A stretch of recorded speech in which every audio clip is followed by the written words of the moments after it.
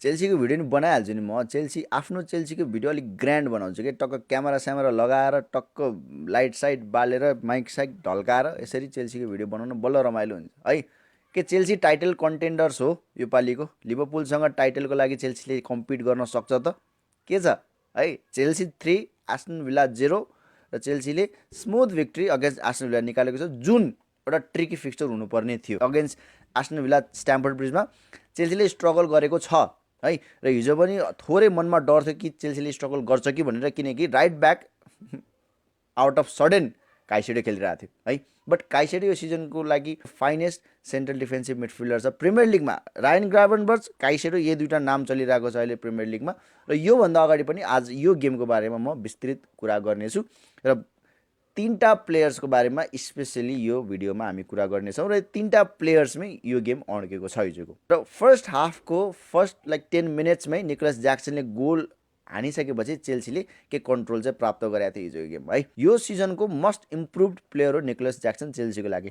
Last season ज्याक्सनको game performance, उसको finishing, उसको attacking सेन्सहरू एकदम बिलो एभरेज थियो होइन। कति चान्सेस पाएको थियो, कति चान्सेस वेस्ट गर्यो।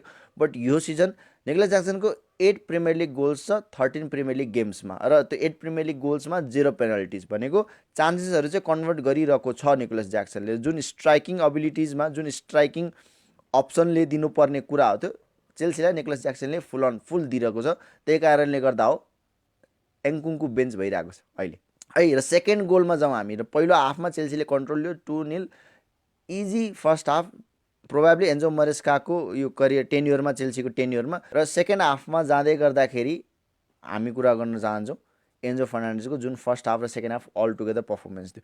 यही एन्जो फर्नान्डेज हो चेल्सी फ्यानले एक्सपेक्ट गरेको, यही एन्जो फर्नान्डेज हो चेल्सीले खोजेको, र यही पर्फर्मेन्स हो एन्जो फर्नान्डेजको जुन चेल्सीले क्रेभ गरिरहेको एन्जो फर्नान्डेजबाट।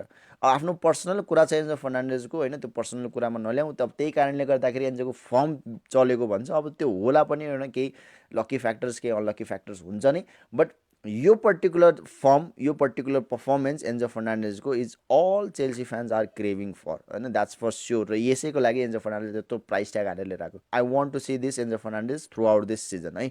र तेस्रो कुरा गर्छौँ हामी पाल्मर, कोल पाल्मर। अब यो गर्नुपर्ने जरुरी त छैन, हरेक भिडियो नै पाल्मर ग्लेजिङ भिडियो हुन्छ चेल्सीको होइन। चेल्सीलाई लाइभली र चेल्सीलाई इन्ट्रेस्टिङ पाल्मरले नै बनाइरहेको छ। खतरा गोल है, त्यो गोल खतरा थियो है। र पाल्मरको पर्फर्मेन्स खतरा थियो, एउटा एसिस्ट, एउटा गोल, एन्जो फर्नान्डेजलाई एसिस्ट र आफ्नो गोल, गेम डन। स्ट्याट्सले पनि आफ्नो पर्फर्मेन्स ब्याक गर्छ पाल्मरले, बट आफ्नो जुन पर्फर्मेन्स छ इन गेम, ड्रिबल छ, यताउता गेम म्यानेजमेन्ट छ, सबै कुरा गेम मिलाउने, प्ले मेकिङ, सबै कुरा हुन्छ नि टप लेभल।